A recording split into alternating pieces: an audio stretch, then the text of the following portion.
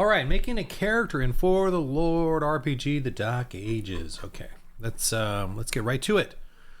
You start with these are the character classes. I'll go through those in a second. You start with the traits, and you allocate the +3, +2, +1, 0, -1, -2 into these 6 traits, and you determine that by the character class you want to be. So if you want to be more of the warrior guy, you want the prowess, maybe an awareness. If you're like a holy knight, you want the prowess and the spirit. If you want the cleric, you want the spirit, and then you kind of decide: are they going to be intellectual? Are they going to be more social? Are they going to be more warriorish, more tricky and sneaky with the savvy, with criminal stuffs, or not criminal, but like kind of criminal. Let me go over the traits real quick. And so this game is a D20. So you roll a D20, and then you add this number, the trait number, to the roll, and you generally beat a 12. Okay, 12 is the defense of creatures. They'll adjust them, but if we want to play a simple game, you could just use 12 for everything: climbing, jumping, accomplishing things. Like for kids, you can just use 12. So they got to roll D20 plus this. Now there's also skills and upgrades with die ranks, and I'll explain that in a sec, that give you an extra die to add to the roll. But the traits, prowess is for hitting with the melee weapon. It adds to your vitality, which is your hit points. And if you go to 0, you're out, you're exhausted, you're not dead, but getting towards it. Uses for physical actions, enduring pain, intimidating. You can use it for intimidating others because you're like, women cannot go above a 4 in this trait, and women have a lot less vitality than men, because men and women are different in this game. I am not turning women into men in this game. We Christians know men or women are different. Okay. Awareness is for aiming, perceptions, noticing things, avoiding things, and adds to the base defense of 12. So if you have a +3 to your awareness, your defense now is a 15. Because you're very dodgy, Savvy is one's interest and proclivity for sneaking, stealing, picking locks, distractions, disguises.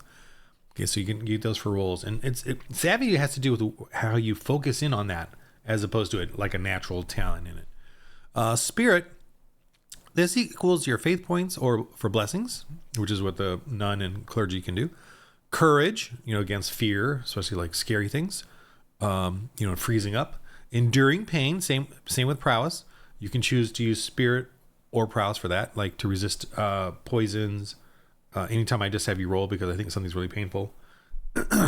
Preaching and being able to sense and resist evil. Intellect for reading, finding clues, knowing history, understanding natural things, and for crafting. So savvy is for repairing, because you know how to repair. You understand the concept of it, like in plumbing or housework. I'm savvy in the sense of I can fix things. Well, I'm not that savvy, but you know what I mean. But to actually build those things would need an intellect. Society is for charm, deception, persuasion, leading, performance, and wit. So that's what you use for leading people, or in the civil cases, like the patron lady will want to have a lot of society. The nun will have obviously spirit.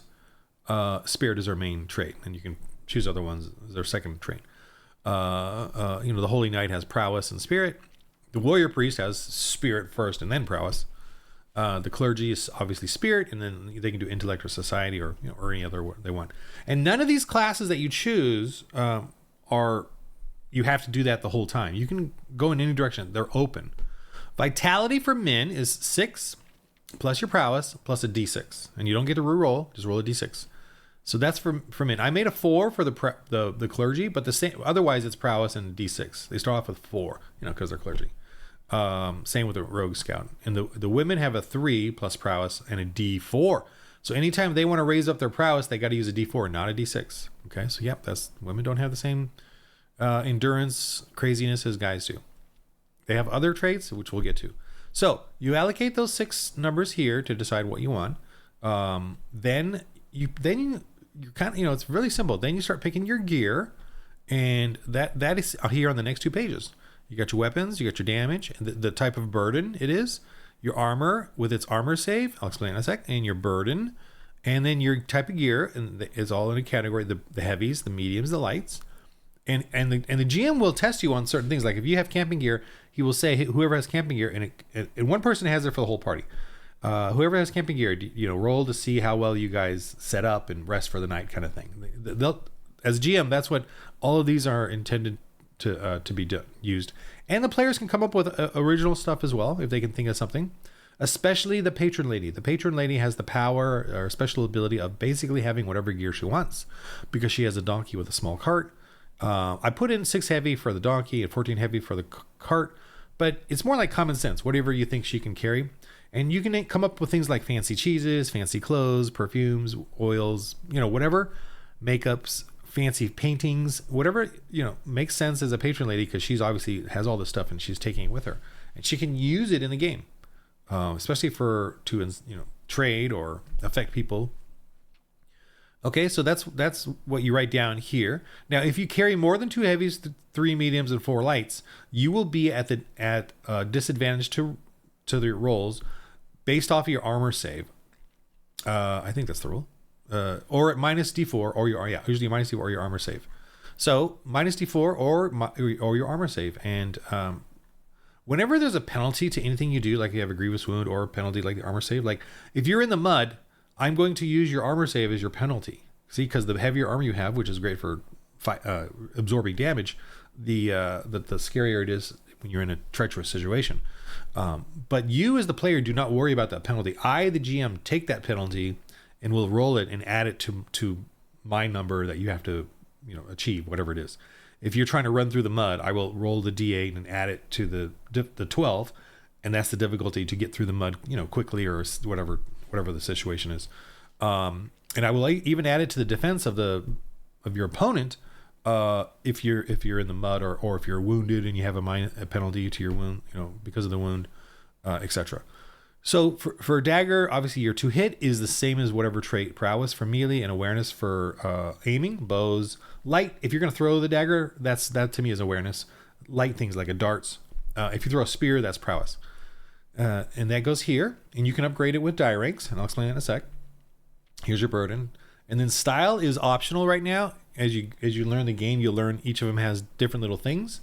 And these are just things that you can use as you go along. And you don't have to upgrade those. Those are there.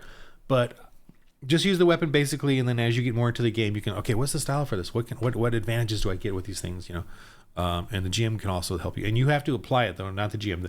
You have to remind the GM when they come in, when they're triggered. Not the GM doesn't have to do it for you. So just for instance, the dagger has lethal 4 and bleed 4.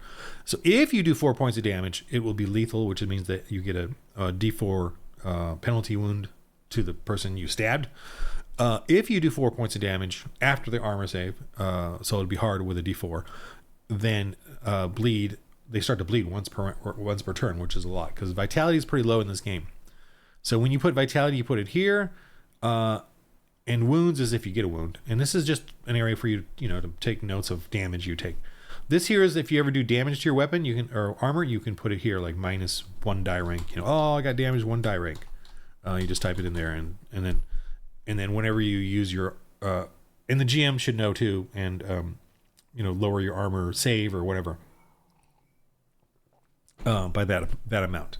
Okay, so faith points we'll do when we talk about blessings. Inspired die is whenever you get extra things, you can get inspired die, and then you can spend those on your rolls and add it to your rolls.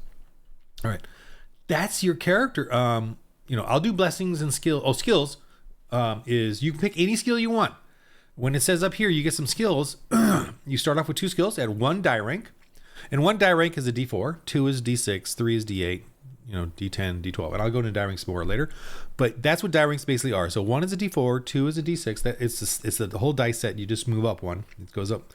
They go by 2s. So 4, D6, D8, D10, D12.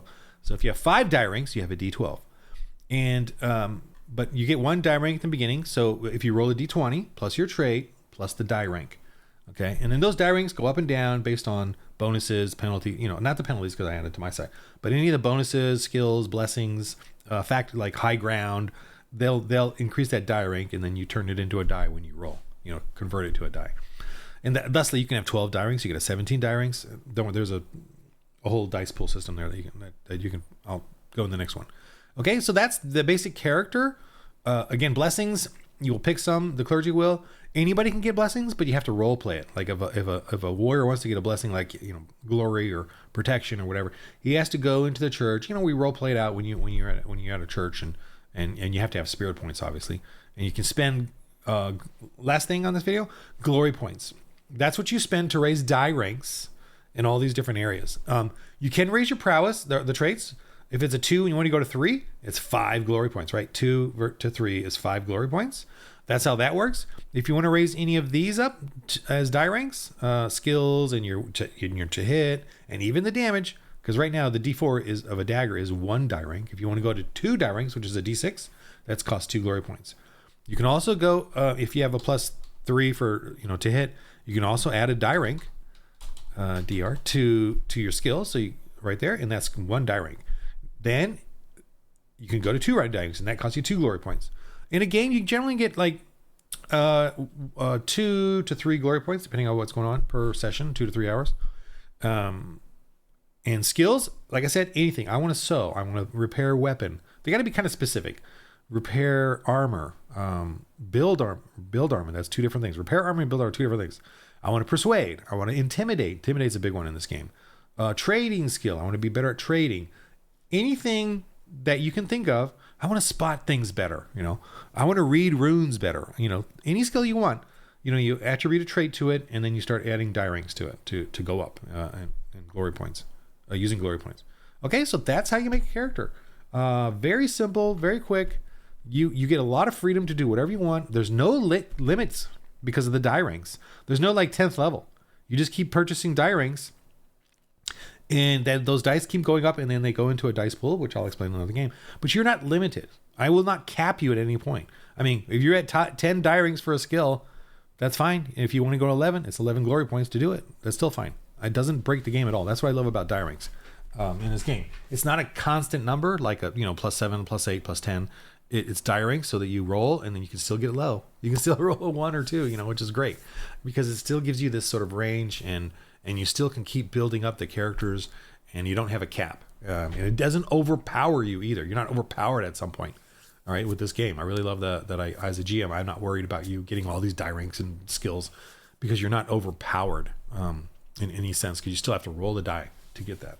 Okay, I hope I covered everything because I'm just trying to keep this simple and to the point. Defense starts as 12. You can add awareness plus a shield. There's a little list here explains that with little extra defenses for the armor. Weapons do damage, but you got to hit first. You got to beat the defense first. But then you also if you do get hit, you get to roll your armor save to reduce the damage. Okay, and that's your vitality there. Here's where you put your glory points. Always have running total glory points, and then the amount you haven't spent yet, right? So you might have 20 glory points and then 2 because you still haven't spent those 2 because you're saving them up, each session to buy something big or whatever. So always have those 2 numbers there. Name, your name, the character's name. Player is you, the person, the real person, and calling. You can put holy knight, cleric, whatever sort of term you want in there. And you also, when you make a character, decide: are they poor? Are they noble? Really play into that. Have fun with that sort of thing. And backgrounds should be very minimal because you really allow the character to grow in the story. You don't have to explain the character to anyone. If you want to explain the character to anyone, do it in the story as the character. Oh, my life has been hard. I was on. Do that. Don't hey guys, let me tell you who this is at the beginning. No, just play the character. You're stuck in this world. That's how you do it. And keep it simple because you should be like a young person, 17, 18. So you don't have much background. You're meant to start off as the early, like an acolyte or apprentice or whatever to work for the church. Okay? Basically speaking. Okay, that's it for the making a character in this game. And for the Lord Dark RPG, the Dark Ages, and the Game of Life. Roll holy dice.